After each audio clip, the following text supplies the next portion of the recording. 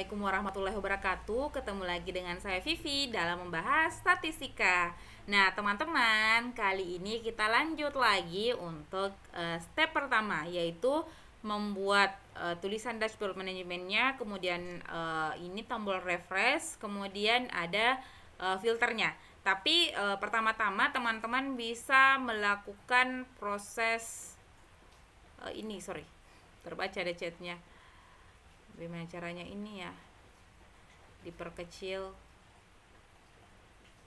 ini. Bukan, saya mau pindah ini tapi tertutup sama ini. Oke, jadi kita mulai dulu buat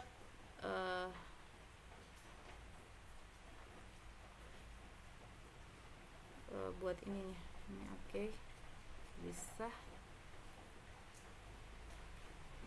Ini ya, kita buka Looker Studio terlebih dahulu teman-teman. Jadi untuk yang pertama kali masuk, jadi Looker Studio ini bisa digunakan pada saat teman-teman sudah punya Gmail seperti itu. Ini kayak semacam Google Drive, Google Dokumen, Google Spreadsheet, Google Presentation. Jadi bisa seperti itu juga modelnya. Jadi tinggal masuk di Looker Studio.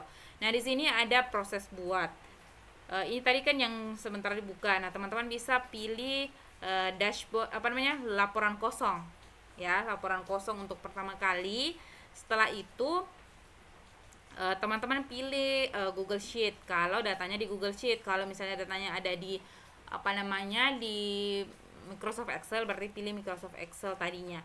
Nah, teman-teman pilih daftar resiko perusahaan. Contohnya ya. Di sini ada satu sheet, kemudian teman-teman pilih tambahkan.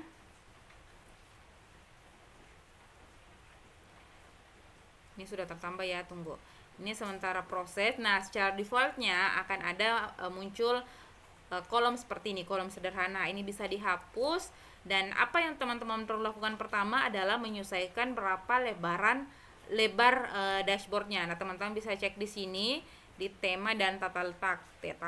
Teman-teman bisa lihat di sini lebarnya 1200, tingginya 2000.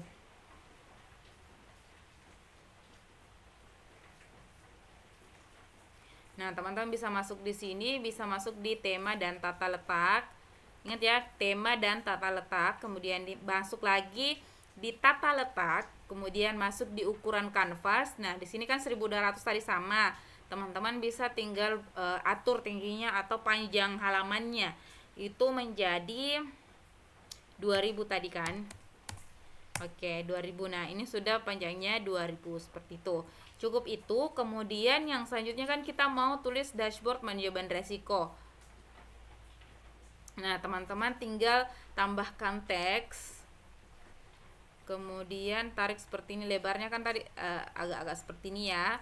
Kemudian teman-teman bisa tulis ataupun copy ya tulisan ini. Saya copy saja, kemudian saya Ctrl V di sini, kemudian saya atur ukurannya. Nah, teman-teman bisa atur ukurannya di bagian sini. Oke, saya perkenalkan dulu. Jadi teman-teman pada saat teman-teman klik satu misalnya tulisan ataupun diagram nantinya ataupun apapun yang teman-teman tambahkan di sini akan ada propertiesnya di sini.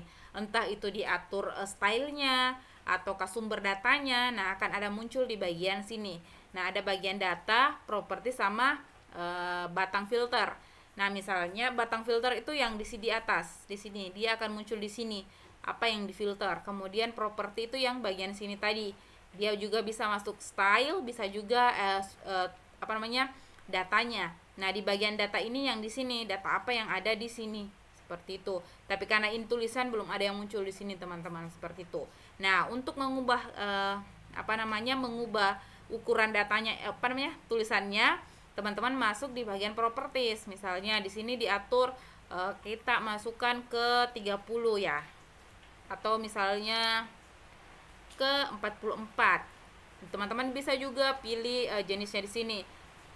Jenis fontnya teman-teman bisa juga seperti ini saja, Roboto di secara default. Kemudian teman-teman juga bisa bold atau miring seperti ini, terserah seleranya teman-teman, tengah atau pinggir. Kemudian teman-teman bisa ubah latar belakangnya. Misalnya teman-teman mau mengubahnya menjadi warna biru seperti ini. Jadi otomatis warna tulisannya bagusnya berwarna putih seperti ini. Oke, jadi sudah ada seperti ini. Teman-teman tinggal sesuaikan ukuran lebarnya seperti ini. Nah, sudah muncul seperti ini. Jadi itu sudah mirip seperti ini ya. Nah, teman-teman ini tidak bisa sama persis ya warnanya, ndak usah. Intinya teman-teman sudah paham. Kemudian kita bisa tambahkan refresh lagi. Nah, refresh lagi ini sebenarnya berfungsi untuk kalau misalnya teman-teman misalnya kayak ini hanya memunculkan data yang very high, berarti kan yang muncul saja itu data-data yang very high. Misalnya pemilik resikonya ada 3, total resikonya ada 3 yang masuk very high, tapi kan mau dikembalikan ke data awal, misalnya keseluruhannya. Teman-teman bisa klik bagian refreshnya kayak gini, dia akan kembali otomatis seperti itu. Nah, caranya teman-teman masuk di bagian tambahkan kontrol, kemudian pilih tombol paling bawah. Setelah teman-teman pilih tombol, tempatkan mau di mana tempatnya. Nah, di sini ada di bagian properties lagi, properties tombol. Kemudian teman-teman pilih jenis tindakan tombol. Misalnya teman-teman mau membuat tindakan laporan.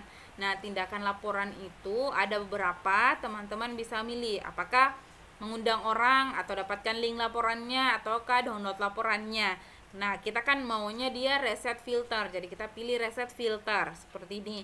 Nah, setelah reset filter, teman-teman bisa ganti tulisannya ini.